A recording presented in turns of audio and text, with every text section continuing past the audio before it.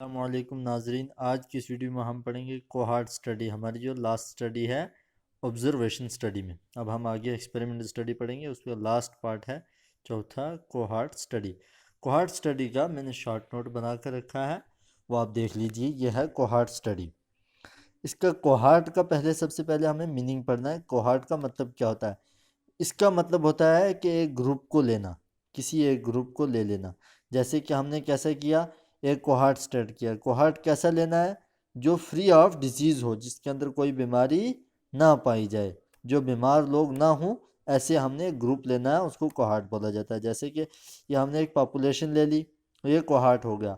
Population without disease होनी चाहिए, बीमारी वाली नहीं होनी चाहिए, बीमारी के बगैर वाली होनी चाहिए कोहार्ट। इसमें से हमने देखना है, एक्सपोजर निकालना है, कितने लोग स्मोकिंग करते हैं और कितने लोग स्मोकिंग नहीं करते हैं। यह भी प्रेजेंट की बात कर रही है, यहाँ प्रेजेंट था, अब आगे हम फ्यूचर में जाकर इन्हें देखेंगे।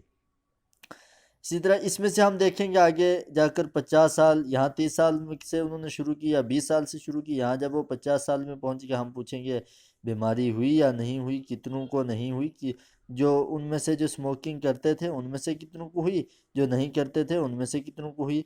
ऐसे ही जो स्मोकिंग नहीं करते थे उनमें से कितनों को हुई, और उनमें से कितनों को बीमारी लंग कैंसर नहीं हुआ। तो ये हमने एक पूरा कोहार्ट स्टडी पढ़ लिया। अब इसमें मेन चीज़ जो होती है वो ये होती है कि जैसे इस किताब के अंदर लिखा है, दो मेन पॉइंट हैं। वो एक मेन पॉइंट तो ये है, कौन सा है यहाँ पर, जो प्रोस्पेक्टिव स्टडी कोहार्ट, और दूसरा रिट्रोस्पेक्टिव कोहार्ट। ये दो कोहार्ट है, प्रोस्पेक्टिवली कोहार्ट और रिट्रोस्पेक्टिव कोहार्ट। इसको मैं आपको समझाता हूँ ये क्या चीज़ होती है। प्रोस्पेक्टिव कोहार्ट जो होता है, ये एक पॉपुलेशन हमने लेनी है।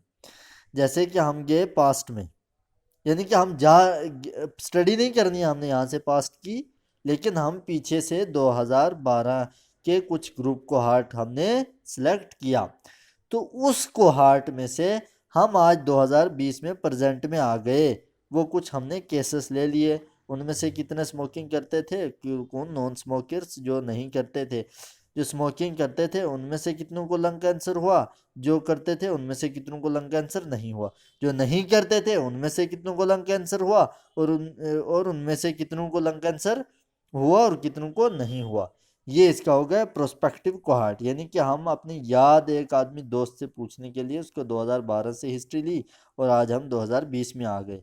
इसका इजी है, स्टडी का डायरेक्शन भी ये है और टाइम का डायरेक्शन भी ये है। इसको प्रोस्पेक्टिव कोहार्ट कहा जाएगा, इसको प्रोस्पेक्टिव कोहार्ट कहा जाएगा। एक बार फिर समझा देता हूँ, पास्ट से प्रेजेंट में आए तो इसको प्रोस्पेक्टिव कोहार्ट कहा जाएगा। इनमें से कुछ लोग ऐसे भी होंगे जो 2014 में ऐसे करते करते उन्होंने स्मोकिंग शुरू किया।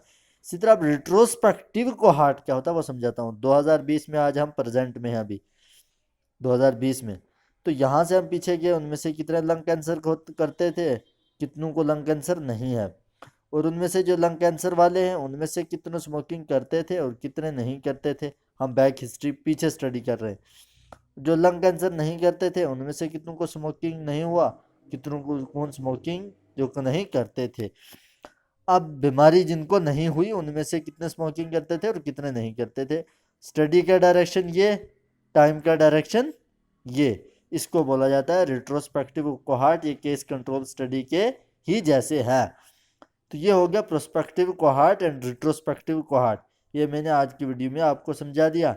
यही है पूरा कोहार्ट स्टडी हमारा। और शुक्रिया, मेरे चैनल को सब्सक्राइब और बेल आइकन को दबा दीजिए। शुक्रिया।